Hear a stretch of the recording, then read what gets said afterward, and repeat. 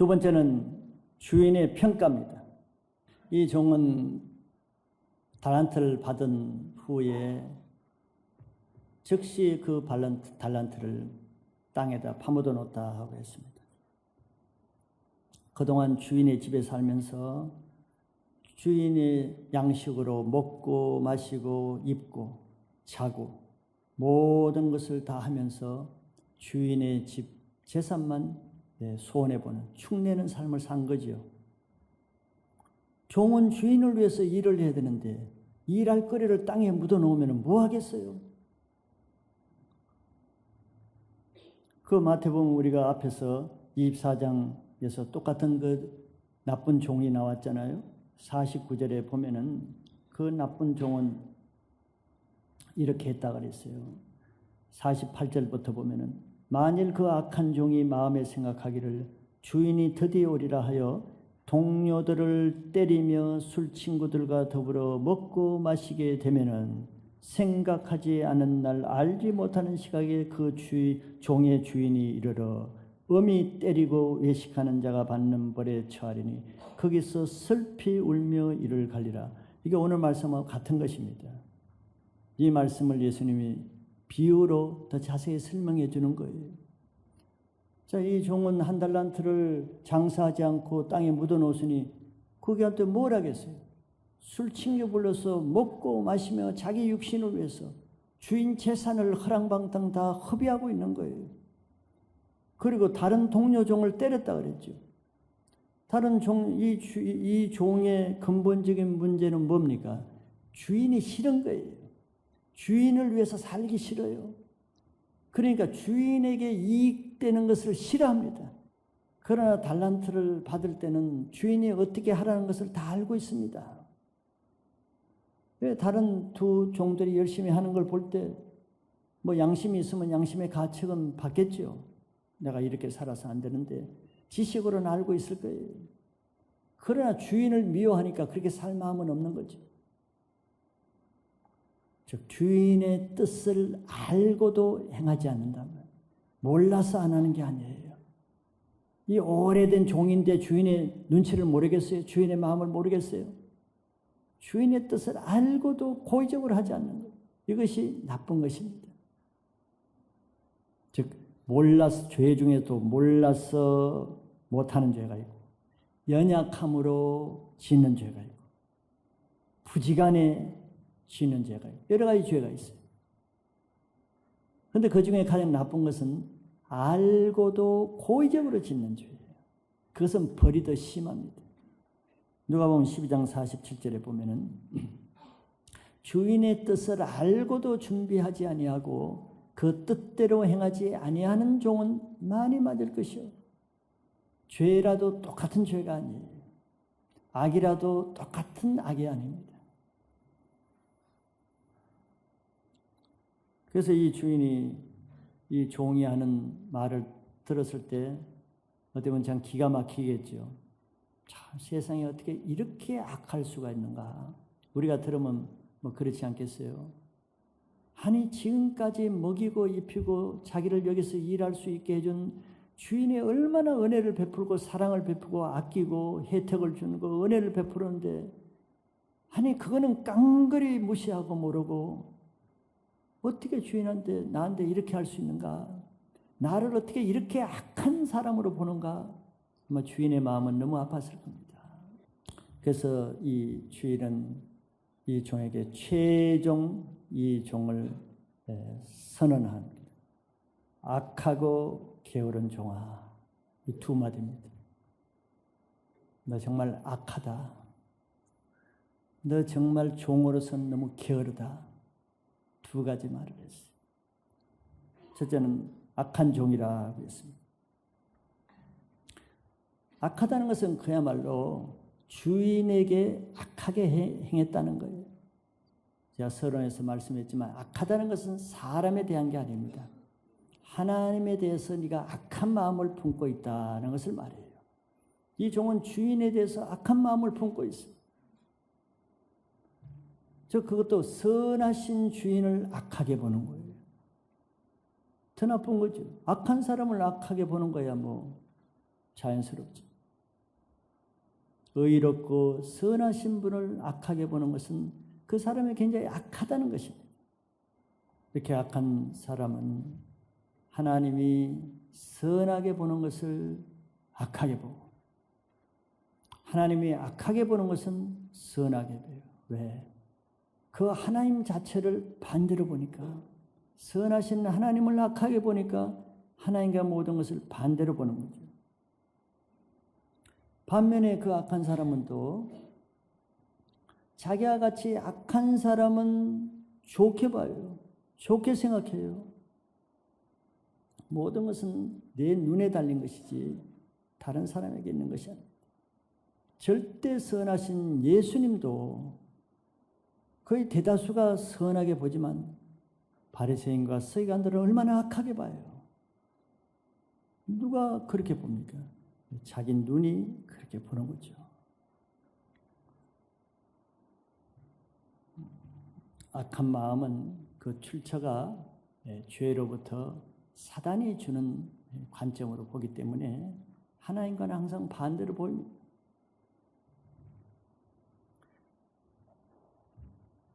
지금 신앙생활 하는 가운데도 우리가 그런 말을 들으면 안 되겠죠. 그런데 마지막 때는 정말 그런 말을 들으면 안 됩니다. 그거는 인생 끝나는 거예요. 지금 마지막 때를 준비하기 위해서 지금 연습할 기회를 주는 거예요. 기회를. 내가 착한 삶을 사는지, 내가 지금 착한 마음으로 사람을 대하는지, 삐뚤어진 마음을 가지고 나쁜 마음으로 하나님과 사람을 대하는지 지금 돌아보는 것이 은혜입니다. 나중에 돌아보면 그때는 이미 늦습니다.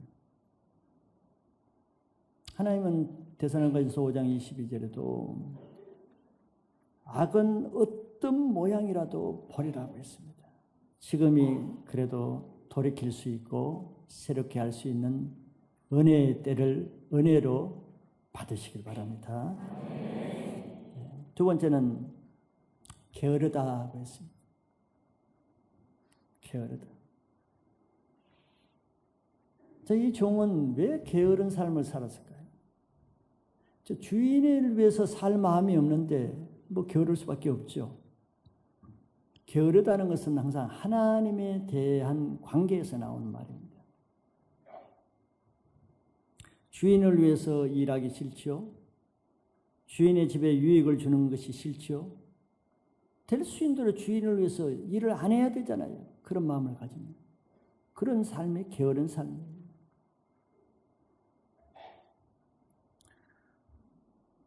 이 종은 자기 게으름과 악한 의도로 변명하기 위해서 도리어 주인을 공격했어요. 당신이 굳은 사람이니까, 당신이 그렇게 부당한 사람이니까, 당신이 그렇게 무서운 사람이니까, 그래서 나는 일 안 하고 한 달란트 묻어뒀습니다. 자에게 당신 종이 있습니다. 이렇게 말했어요. 자기 죄를 합리하기 위해서는 늘 하나님 뭐만 늘 교회가 뭐 잘못됐다 그러고 또 다른 저 사람이 잘못됐다 그러고 그런 데는 다 이유가 있는 거예요. 자기 속에 캥기는 죄가 그렇게 만드는 겁니다.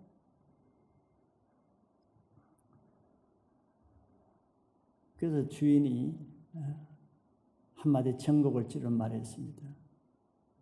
그래, 그렇다고 하면 너 왜 그 내가 준 돈 은행에라도 맡기면 되잖아. 왜 땅 파느라고 고생했냐. 땅 파지 말고 은행에 그냥 갖다 놓지. 그러면 원금뿐만 아니라 이자라도 받을 텐데 너 왜 그렇게 하지 않느냐. 이 종은 그 이자도 주인에게 들어가는 것이 싫은 거예요. 게으르다는 게 뭐겠어요? 하나님께 순종하기 싫어하는 마음이 게으름이에요. 잠언서 10장 26절에 게으른 자는 그 부리는 사람에게 마치 이에 식초 같고 눈에 연기 같으니라.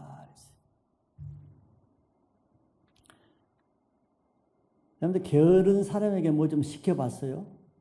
시키지 마세요. 게으른 사람에게 뭘 시키면은 시키는 사람이 더 힘듭니다. 차라리 자기가 하는 게 나아요. 게으른 사람의 특징은 시키는 일을 해야 될 때 하지 않습니다. 이걸 영적으로 보면 뭐겠어요? 게으른 사람은 하나님의 때에 하나님 일을 하지 못합니다. 하나님의 때에 하나님을 미루고 하지 못하면 그 일은 사단에게 뺏기는 겁니다. 게으름은 단지 육체적인 현상이 아니에요.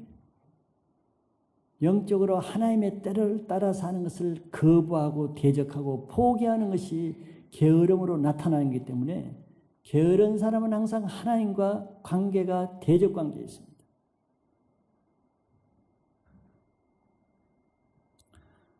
왜냐하면 게으른 사람은 영적으로 사는 것을 포기하고 자기 육신의 세력에 굴복하는 것이거든요.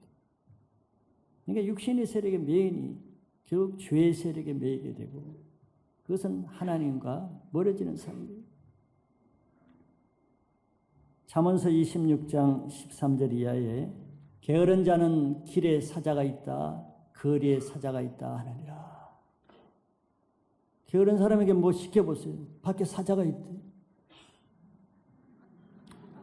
오늘 전도하러 오후에 갑시다. 사자가 나온다.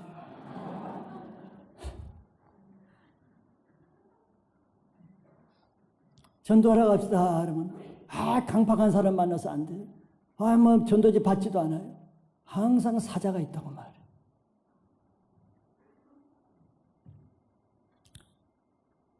그러니까 할 것이 없어요. 게으른 사람에게.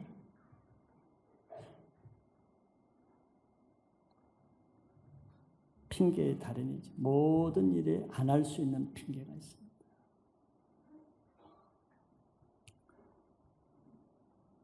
그러니 밖에 나가질 않겠죠. 뭘 하기가 어렵겠죠. 14절에 보면은 문짝이 돌적이를 따라 도는 것 같이 게으른 자는 침상에서 도느리라. 하나님 너무 우리를 잘 아시죠.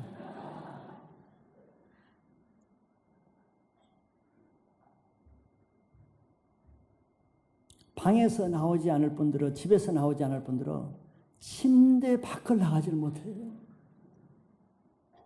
노트북도 침대 위에서 게임을 하고 라면도 컵라면을 침대 위에서 먹고 잠도 침대 위에서 하고 침대를 떠나질 못해요. 침대를 버려야 돼요.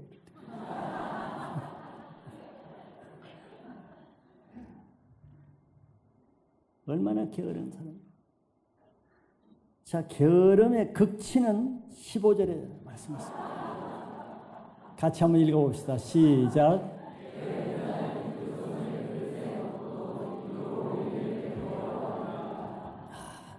게으름의 최고수입니다. 저 경지까지 가면은 아주 놀라운 인생이 되는 거죠.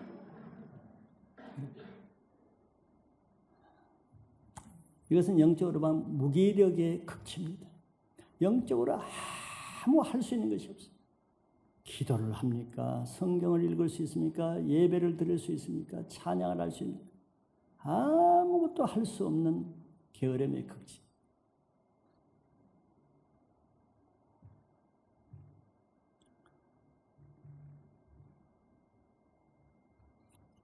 (16절에는) 게으른 자는 사례에 맞게 대답하는 사람 7보다 자기를 지혜롭게 여기느니라.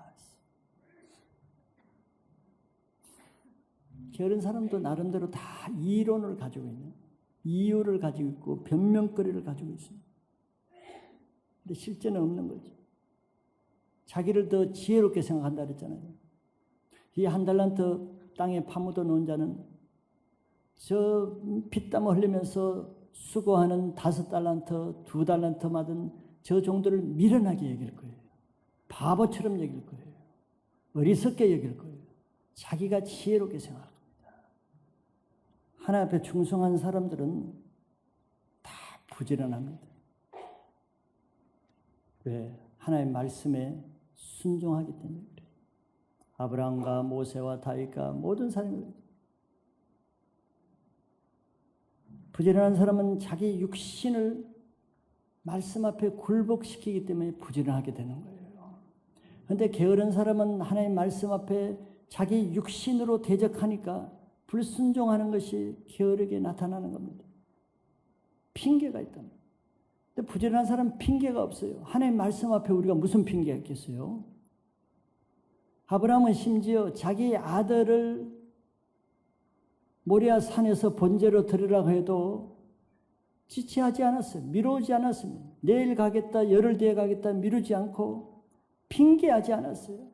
이 아들을 약속으로 줬는데 왜 이제는 드리라 합니까? 얼마든지 변명, 핑계에 합당한 이론을 말할 수 있어요. 아무 말하지 않았어요.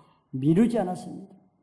그 다음날 새벽 일찍 아들을 태워가지고 번제로 드리러 갔어요.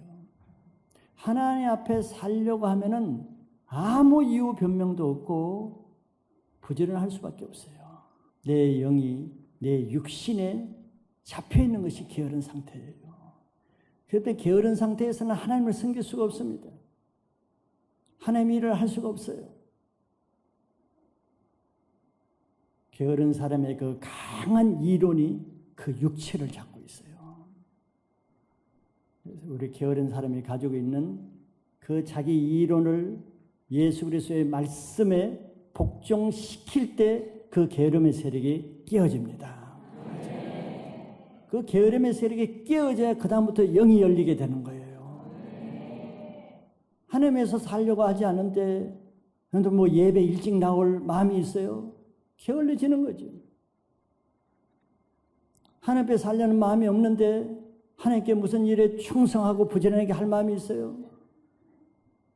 이 핑계 저 핑계로 다 빠지는 거예요.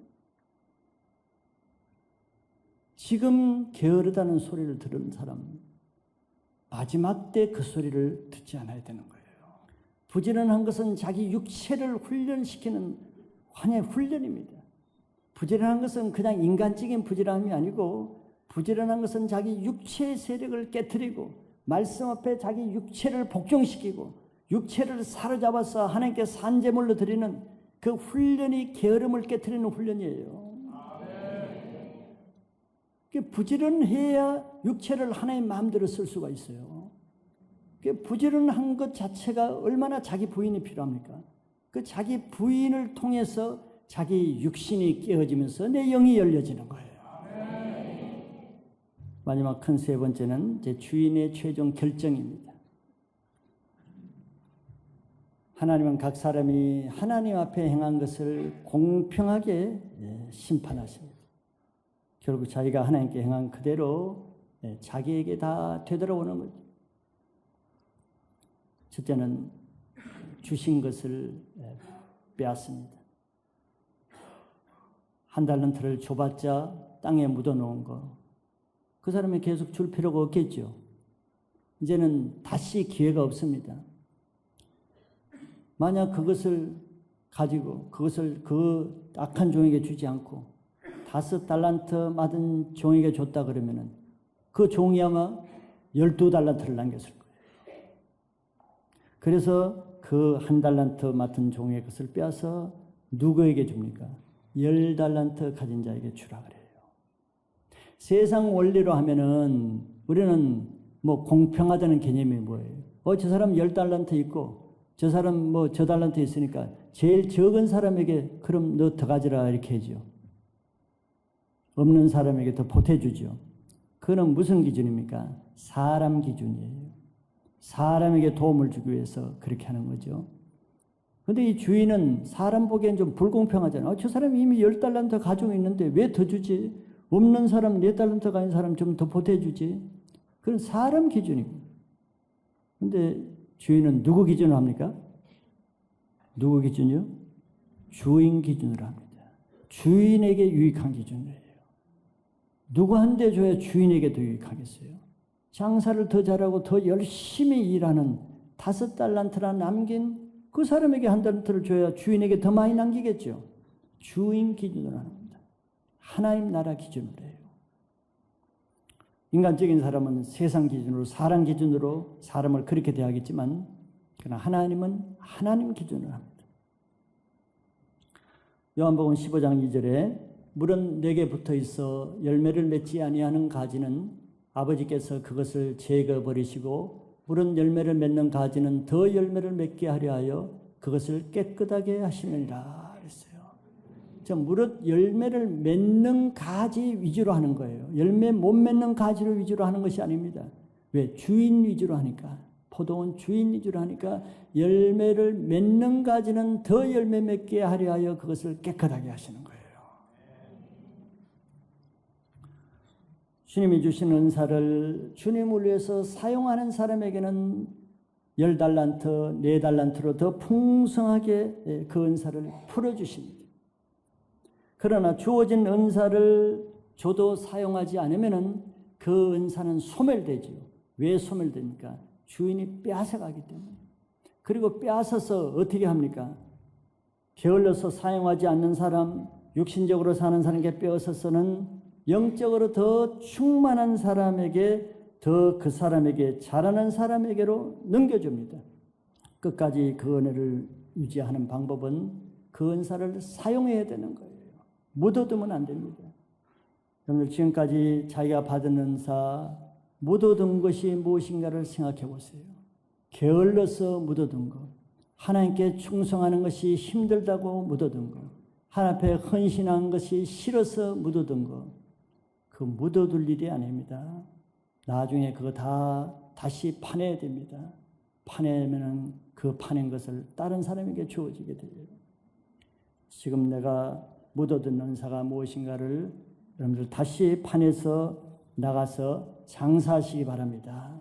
지금이라도 늦지 않은 이때 하나님이 자기에게 준 은혜를 은혜로 사용하시길 바랍니다. 마지막 두 번째는 그 종을 어두운 데로 내쫓으라고 합니다. 어두운 데로 쫓으라 하면서 이 종에게 한마디 하지요. 뭐라고 말합니까?